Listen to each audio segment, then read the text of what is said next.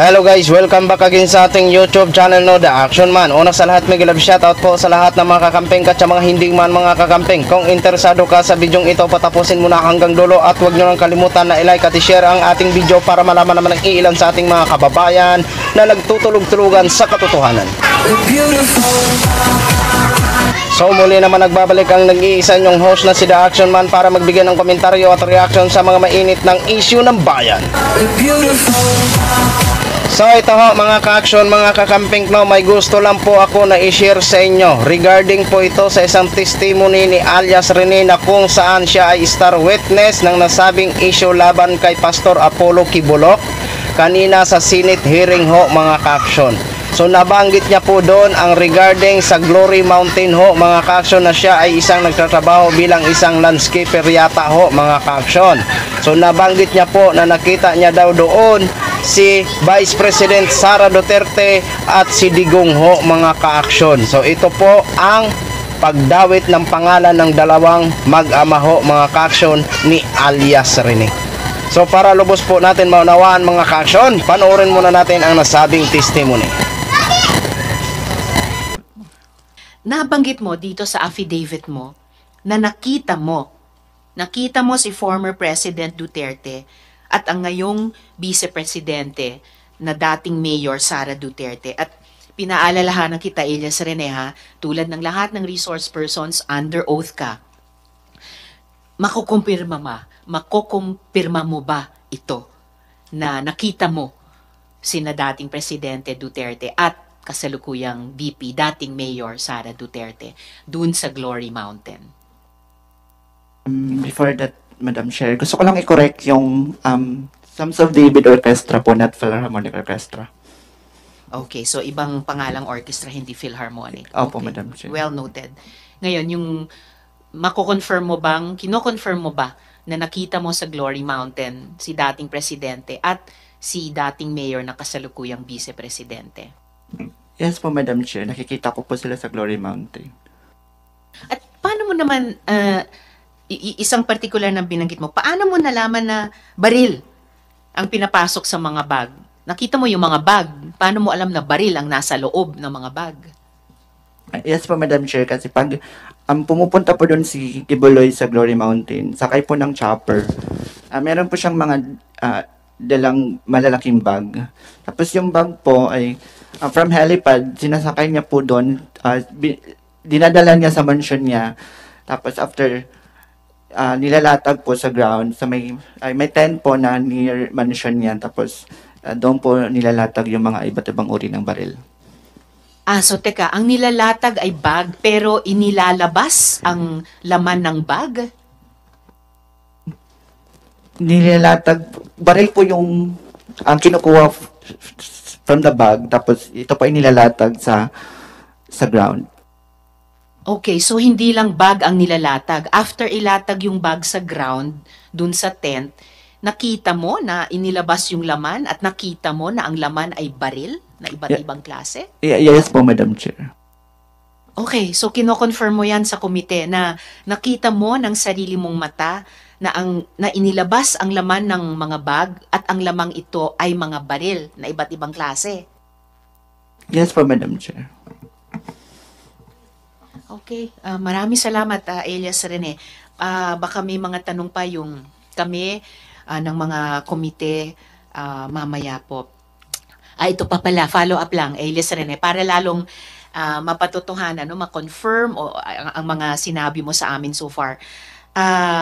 Paano mo nakita? Paano mo nakita na baril ang inilabas sa bag? Di ba landscaper ka? Hindi ba kayo bawal lumapit dun sa tent? Yes po, Madam Chair.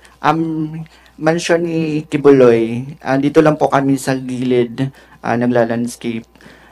Tapos, sinasabihan po kami, kapag pumupunta na si Kibuloy, ina-advisean po kami na bawal po namin sabihin yung mga nakita namin sa mga kasama namin doon sa Glory Mountain.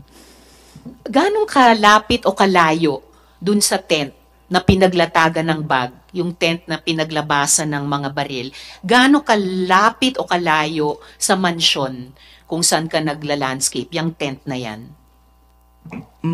Malapit po, Madam Chair. Masasabi mo ba kung ilang metro ang layo o ang lapit ng mansyon kung saan ka landscaper dun sa tent? Like from here, then doon sa may pinto po. Okay. So, ganyang ilang metro Oh, yeah, lamang ganyan po kalapit, Madam Chair. mula sa upuan mo hanggang sa pintong iyan ng ating hearing room. Yes po, Madam Chair. Okay. So, kaya mo sinasabi sa amin na nakita mo talaga na baril ang inilabas sa mga bag na inilatag dun sa tent. Yes po, Madam Chair. Okay. Salamat, Elias Rene. So yun na ho mga ka-action, mga kakamping no, napanood na po natin at napakinggan na po natin ang testimony ni alias Rene ho mga ka-action. Napagmasdan nyo ba si Senator Robin Padilla? Habang nagkikwento ito, si alias Rene ay parang natutulala. No? Pero ang tanong ho natin dito mga ka-action, mga kakamping, bakit nandun si Vice President Sara Duterte nung dati siya po ay mayor pa siya ng Davao? Bakit nandun ito si Sara Duterte at saka si Digong? Di ba? Ay mabigat po ito na paratang mga ka-action, di ba? Oh. At siguro naman ito si alias Rene ay hindi po ito gagawa-gawa ng kwento. Dahil alam niya naman na ang dalawang tao na pinaparatangan niya ay nasa gobyerno, ang isa, Vice President ng Pilipinas, at ang isa, dating Pangulo ng Pilipinas. Ma-impluwensya po ito. So siguro, hindi po ito nagsisinungaling. Dahil alam naman ho natin, ay napakadelikado po magbintang. Diba? Kaya, masasabi ba natin na siya ay gumagawa-gawa ng kwento? Para ano? Para ipahamak ang kanyang sariling buhay? So, kaya niya sinabi ang totoo dahil alam niya na nagwe-witness na siya eh. Kung ano ang nakita ng kanyang mga mata, yan ay sasabihin niya. Yan ang sinasabi natin na talagang kung mag-witness ang isang tao, buong loob na. Sabihin na ang lahat ng nalalaman. Di ba? Huwag na magpatumpik-tumpik pa para malaman ng taong bayan. Ngayon, ang pinakapalaisipan natin dito, bakit nandun ang mag-ama? Na kung saan ang nilalaman ng bag ay mga baril. Di ba? Yan ang pinakamalaking tanong. At yan ang aabangan natin. Dahil alam na alam natin na yan ay isa sa mga tutukan ni Senadora Risa Hontiveros ho, mga kaksyon. Kaya dito kay alias Rene, salamat sa pagbunyag mo ng inyong nalalaman. Ngayon, unti-unti nang lumilinaw ang lahat, mga kaksyon. Kunti-kunti na lang darating tayo sa pinaka-exciting part. Okay? So yun lang muna mga ka-action ang share ko ho sa inyo, no?